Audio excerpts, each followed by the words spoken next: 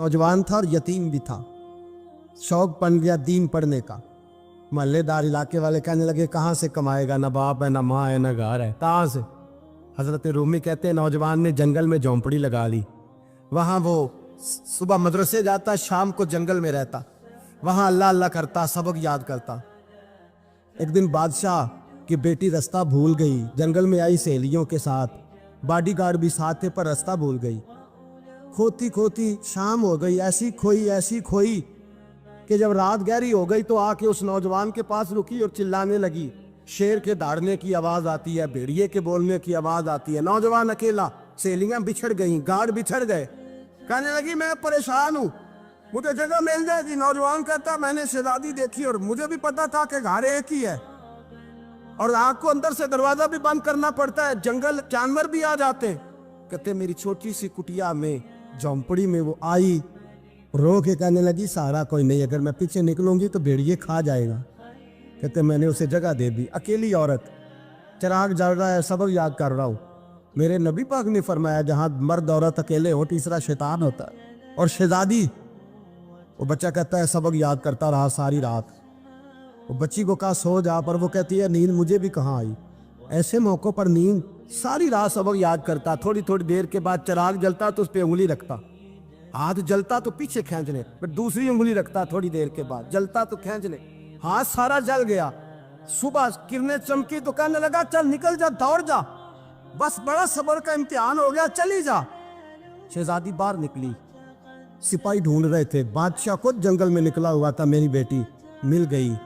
बादशाह तन्हाई में जाके कहने लगा बेटा मैं दुनिया को बताऊंगा कि मेरी बेटी खोई नहीं थी, सिपाही साथ ही थे। ये बड़ा मुश्किल होता है, बेटी तो भूल के भी रात कहीं रह पड़े तो लोग जीने नहीं देते, तो बेटा मुश्किल हो जाएगा मेरे लिए। कहाँ थी? उसने कहा नेक नौजवान के पास। उसने कहा बेटा मैं तो तेरी बात मानूंगा पर दुनिया नहीं मानेगी। अगर उस नौजवान ने किसी को बता दिया कि तू उसके पास थी तो फिर लोग मेरा जीना मुहाल कर देंगे। बेटा मैं मर जाऊंगा, मेरी मजबूरी ये है कि वो कहीं राज ना उगल दे वो नौजवान, उसे कत्ल करना पड़ेगा। औरत ने मिन्नतें की, उस बेटी ने कहा मेरे मौसम को मारोगे, रोई। और वो कहने लगा मैं बादशाह, वो मेरा अपना वकार है, मैं उसको छोड़ नहीं सकता। गिरफ्तार कर लाए सिपाही। वक्त तय हो गया सजा का।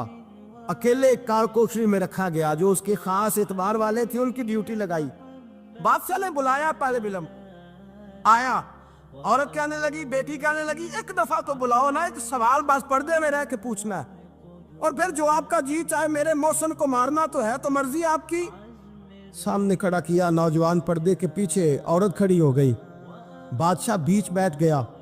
बीबी कहने लगी सारी रात बेदार मैं भी रही, सोया तू भी नहीं। वो जो तू चिराग के करीब हाथ लगा के जलाता था वो समझ नहीं आई। नौजवान रो पड़ा, कहने लगा क्या करूं, मैंने रसूलुल्लाह का दीन पढ़ा है, क्या करूं, मैंने हुजूर का दीन पढ़ा है।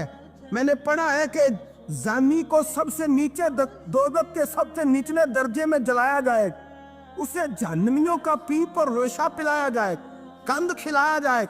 ये रवायतें पड़ी हुई थी। थोड़ी थोड़ी देर के बाद शैतान मुझे कहता था बदकारी कर ले। मैं अपना हाथ उसी वक्त जब शैतान मशवरा देता तो मैं आग पे करता। मैं कहता अगर ये बर्दाश्त हो गई तो वो भी हो जाए। जब हाथ जलता तो मैं समझ जाता नहीं तुझसे तो ये नहीं बर्दाश्त होती तो वो कैसे होगी। फिर मुझे शैतान मशवरा देता कोई देख नहीं रहा तो बुलाने नहीं गया, खुद आई, मैं दूसरी उंगली लगा देता। मैंने हाथ जलाया और मैं समझ गया जब छोटे से चिराग की इतनी सी शमा की आग नहीं बर्दाश्त होती तो दोज़ख कैसे बर्दाश्त होगी। कहता मैं बाज आया। बादशाह ने ये कहानी सुनी, लफ्ज सुने तो चीख मार के रोया। कहने लगा तालिब इल्म तू तो मेरे नबी का सच्चा गुलाम है और मेरे रसूल के जो सच्चे गुलाम होते हैं उन्हें फांसियां नहीं दी जाती, उन्हें तख्त पर बिठाया जाता है। अब तुझे सजा नहीं होगी बल्कि मैं अपनी बेटी का निकाह तेरे साथ करूंगा और मेरे बाद इस सल्तनत का बादशाह भी तू ही बनेगा। अब वो नौजवान वहां नारे लगा रहा है, कहता लोगों तुम मुझे कहते थे दीन से क्या मिलता है, दीन से तो अल्लाह तख्त व ताज भी अता फरमा देता है। अगर नौजवान शर्मो हया वाले बन के रहे अल्लाह सारी इज्जतें दे देगा। देखे ना अल्लाह के फजल से इज्जत मिलती है और जब कोई इज्जतदारों जैसा काम ही ना करे। एक बात